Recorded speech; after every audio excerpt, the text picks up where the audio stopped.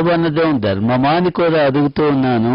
దీనికి సంబంధించిన మరిన్ని వివరాలు చెప్పడం కోసం మన స్పెషల్ కరెస్పాండెంట్ అంబటి రాంబాబు గారు లైవ్ లో ఉన్నారు. ఆయన అడిగి మరిన్ని వివరాలు తెలుసుకున్నాం. ఓవత్తు రాంబాబు గారు. నమస్కారం జగన్మోహన్ రెడ్డి గారు.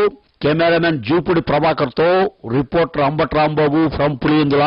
జగన్ గారు, నేను మన యాక్షన్ ని కూడా తిరగేశా. మన ప్రోటోకాలు బ్లూ బుక్ మళ్ళీ ఒకసారి స్టడీ చేశా. చిరంజీవి చంద్రబాబులకి మన వాళ్ళు కరెక్ట్ పద్ధతిలో రిసెప్షన్ ఇచ్చారు. రాళ్లు విసిరినా, బురద చల్లినా, చెప్పుల దండలు వేసినా అంతా మన సాంప్రదాయం ప్రకారమే సాగింది. ఇందులో పిసరంత కూడా తప్పులేదని చెప్పి నేను గట్టిగా విశ్వసించమని చెప్పగలుగుతున్నాను. ఇది వాస్తవం. చూశారా తమ్ముళ్ళు, మనం సంప్రదాయబద్ధంగానే ఉన్నామని మన అంబటి రాంబాబు గారు అంటున్నారు. మరి మన మహిళలపై కేసులు పెట్టడం ధర్మమా అని అడుగుతూ ఉన్నాను. చంద్రబాబుకి ఇది న్యాయమా అని కూడా అడుగుతూ ఉన్నాను.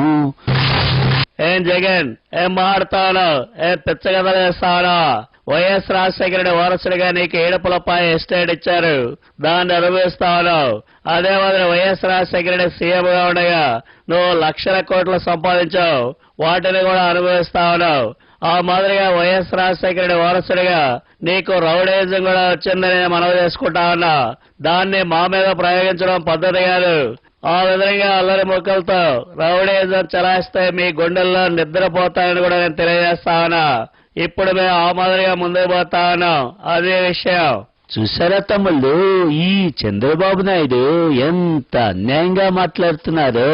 మా నాయన నా కోసం వదిలి వెళ్ళిన కుర్చీని కిరణ్ కుమార్ రెడ్డి తీసుకున్నారు. ఈ చంద్రబాబు గారు పడుకోవడానికి బెడ్డే లేనట్టుగా నా గుండెల్లో నిద్రపోతానంటున్నారు. ఇది న్యాయమా అని కూడా అడుగుతున్నాను. దయచేసి సమాధానం చెప్పండి.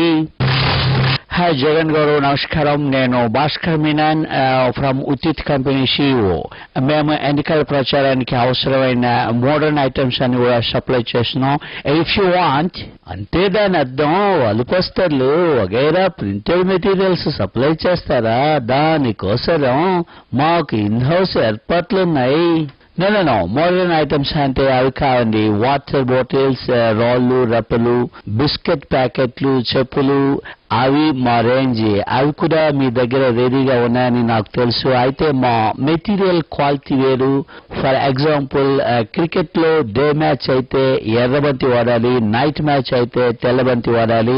అలాగే రోడ్ షోలు జరుగుతున్నప్పుడు ఎవరి మీద ఎప్పుడు ఏ రంగు చెప్పులు విసిరాలి, ఏ రంగు రాళ్లు విసిరాలి వగైరా విషయాలు లోతుగా రీసెర్చ్ చేసి మా ఐటమ్స్ ని తయారు చేస్తున్నాం.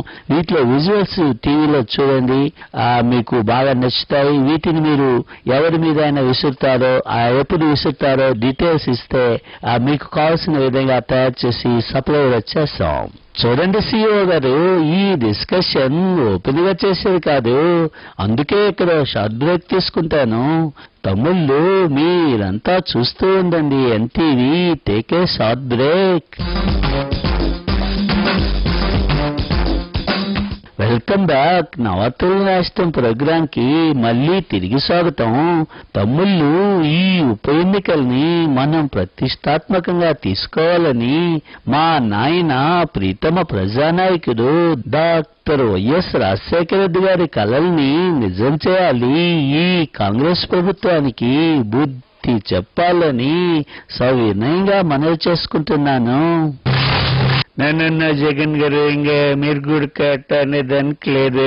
కాంగ్రెస్ ప్రభుత్వాన్ని మూడోసారి గుడక అధికారంలోకి తీసుకురావాలని వైఎస్ రాజశేఖర రెడ్డి గారు గుడక అనేవారు. వారు చనిపోయే వరకు కూడా మరి కాంగ్రెస్ నాయకులు ఇంకెట్టనే చనిపోయినాక పార్టీ మారేదానికి గుడక లేదు. దానికి రూల్స్ గుడక ఒప్పుకో. ఎట్టనండి మీరు ఇట్ట మాట్లాడితే? మీకు జెండా లేదు, ఎజెండా ఇంకా అసలేనే లేదు. మీ జెండా మీద ఉన్న పథకాలన్నీ కూడా కాంగ్రెస్ వైఎస్ కళలన్నీ నిజం చేసేదానికి కాంగ్రెస్ నే గెలిపించేదానికి గుడక ఉన్నది. ఇంకా దీన్ని బట్టి చూస్తా ఉంటే మీరు గెలిచేదానికి గుడక లేదు. This is very clear. చూసారా తమ్ముళ్ళు, వీళ్ళు మా నాయన కుర్చీని తీసుకున్నారు, చనిపోయిన మా నాయన్ను కూడా తీసుకుంటున్నారు. ఇది న్యాయమా అని నేను అడుగుతున్నాను. నమస్తే జగన్ గారు, నేనండి కొండ సురేఖను. మమ్మల్ని వేధించడానికే షో కాజ్ నోటీసులు ఇప్పించిండ్రు. కడప ఉప ఎన్నికలు అవ్వంగానే మా అందరి ఉప ఎన్నికలు కూడా వస్తాయి. మా ఉసురు ఈ కిరణ్ కుమార్ రెడ్డి ప్రభుత్వానికి తప్పక తగులుతుంది. 6 నెలలలా ఈ ప్రభుత్వం పడిపోతది. విన్నారా తమ్ముళ్ళు? అంబటి ప్లానింగు, కొండా సురేఖ శాపనార్థాలు, నా ఓదార్పు యాత్రలు మూడు కలిస్తే ఈ ప్రభుత్వం ఒక్క రోజులో పడిపోదా అని కూడా నేను అడుగుతున్నాను. ఏడు మీరు పడగొట్టదా? ఈ మెగాస్టార్ ఫేస్ తనిగి తీసుకుంటే కిరణ్ కుమార్ రెడ్డి ప్రభుత్వం పడిపోదు. ఫీల్డ్ లో అది మన కెపాసిటీ అనుకున్నారట.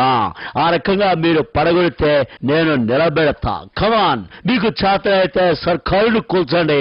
ఈ స్థాయిని అడ్డుగోడగా నిలబడతాడు. ఆ రకంగా కూడకుండా చూసుకుంటాడు అనుకున్నారట. చూశారా తమ్ముళ్ళు? మా నాయన దివంగత ప్రజానేత డాక్టర్ వైఎస్ రాజశేఖర రెడ్డి నా కోసరం సీఎం ఆఫీసులో ఓ కుర్చీ పెట్టి వెళ్ళాడని మీ అందరికీ తెలుసు. అది నాకు దక్కకుండా ఎంతమంది అడ్డుగోడుగా నిలుస్తున్నారో చూశారా? వీళ్లకు మీరు బుద్ధి చెప్పి ఆ కుర్చీ మీద నన్ను కూర్చోబెట్టాలి. ఆ రోజు కోసం ఎదురు చూస్తూ ఉంటాను.